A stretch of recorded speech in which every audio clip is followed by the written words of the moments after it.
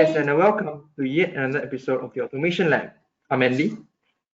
And Grace. Today's episode will be a special one, which we are conducting as a live interview with one of the industry experts. Yes, it's very exciting, right? Well, basically today we'll be discussing one of the most popular protocols out there, OPC UA, with a special guest, our subject matter expert, William, who is also the Business Development Manager for Beckhoff Automation Singapore. William has worked in Beckhoff for more than 7 years, specializing in automation in general. After today's session, if you would like to connect with William, please feel free to email him or scan the below QR code to connect with him on LinkedIn. Okay.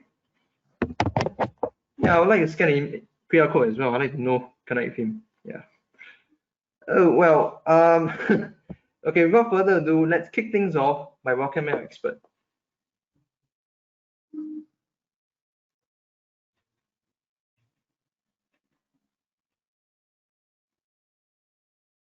Okay.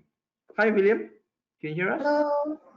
Hello, William. Hi. So to begin, perhaps we can first ask, what is OPC UA? Put it simply, OPC UA today is a communication platform for Industry 4.0 implementation. That's probably the simplest way to describe it. It aims to fulfill all the different communication scenarios in Industry 4.0. Hence, the OPC UA is still developing. Even today, it is not a finished product. It is still developing. Okay. So the answer is I think it's a bit too general, I guess. Perhaps you can explain the background of how OPC UA was formed and what was the main motivation behind it? Okay. Well, that's a fair question, actually. So OPC UA didn't start its life as an Industry 4.0 protocol. The predecessor of OPC UA, it was called OPC DA. Today, if you go to OPC Foundation website, it is called Classic OPC. That predecessor was born in the 90s, right, in the US. Not in Europe, but in the US. So back then, the main concern was how to unify the communication drivers between different PLC brands or DCS controllers or whatever it was. Right? So if you had 5 different PLCs or DCS brands, can you just have one communication driver instead of 5, right, to talk to all of those PLC brands out there? So instead of installing 5 separate drivers, and remember, this was the days of Windows 95 and Windows 98, right? So poorly written drivers were one of the greatest cause of blue screen of death back then, right? It's no longer the case today. So by installing those multiple drivers from different brands back then inside that Windows 95 or 98, you risk BSOD, blue screen of death, right? Because of clashes with the drivers. So the first OPC standard really solved this issue by creating a common communication driver. Okay, let's see. Right. So that was how it was intended back then. It seems not so far away with today's OPC UA intention as a common platform. So is it fair to say that OPC UA is a direct descendant of the old OPC DA? Well, yes, you can say that in short, yes. But the long answer is a little bit more complicated. The first OPC DA specification was based on the hottest technology at that time. So remember, it was the 90s. COM and DCOM, based on Windows technology, was the hot thing back then. So that was, if you remember the 90s, it was really a weird time. That was the time that people actually queued outside the store to buy a copy of Windows 95. So that was how popular Windows was at that time. It was truly the king of operating system back then. So it was really wise to really write the specification of the first OPC standard at that time to be based on Windows technology. Well, in some ways, you can argue that Windows is still king today. So is OPC UA still based on Windows COM, DCOM technology? Not really. Actually, in terms of market share, Windows is no longer king. They are no longer number 1. So if you're wondering, Today, the number one operating system in the market based on, market share is Android. It's no longer Windows, right? Windows is still hugely popular, but the bigger problem actually is not really the market share. The bigger problem for the old OPC standard was not that, it was security, right? COM and DCOM security. COM technology was created in the early 90s, I think, if I recall correctly, right? So it was not created with security in mind. So they just created this for inter-process communications.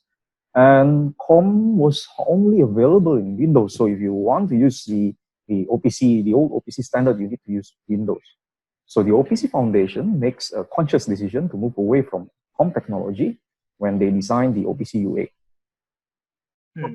But that sounds like a good decision, of course, because if there are any security issues, it's good to move away from them. But in that case, so what is OPC UA based on then today? So today, the OPC UA is based on standard Ethernet and IP technology. Right? So in this way, the OPC Foundation has made it possible for OPC UA to be truly cross-platform and can be implemented anywhere, everywhere. Right? So in Beckhoff, we have implemented OPC UA in Windows. That's number one, definitely.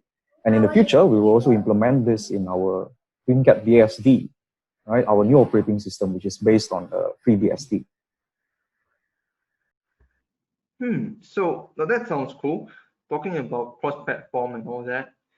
So does that mean that, no, it sounds like people that can implement OPC UA on their phones as well. So is that why they became a standard of Industry 4.0?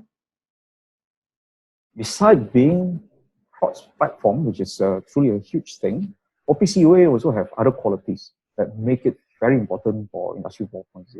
So namely, security and flexibility.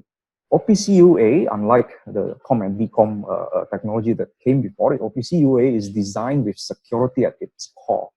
Right? So they have signing and encryption, and it is also possible to authorize the different users to access different parts of the server, the different kind of information on the UA server.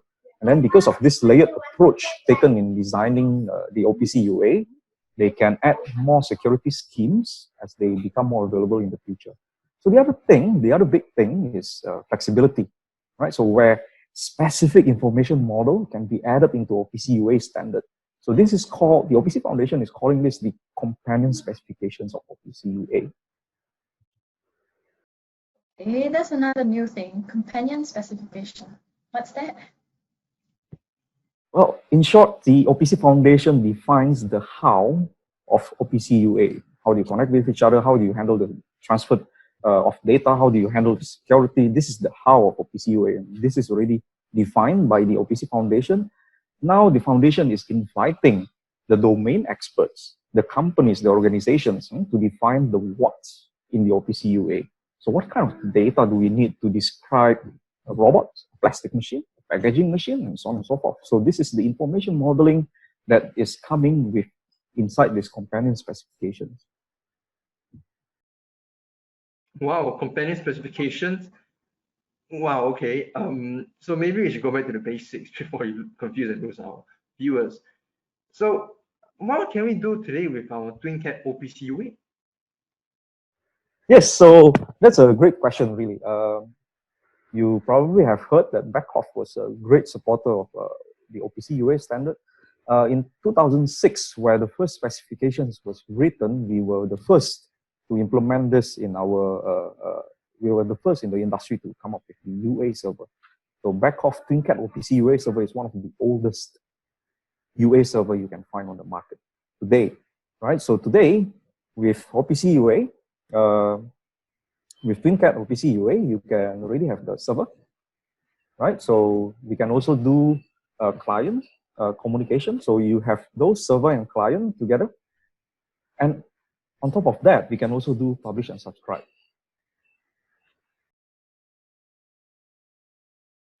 Yes, we hope you've enjoyed the session, and stay tuned to Automation Lab for another round of building automation sessions next week that may be beneficial to you. Once again, don't forget to like and share our social media channels to your friends and colleagues. And remember to wear your mask. See you soon. Bye.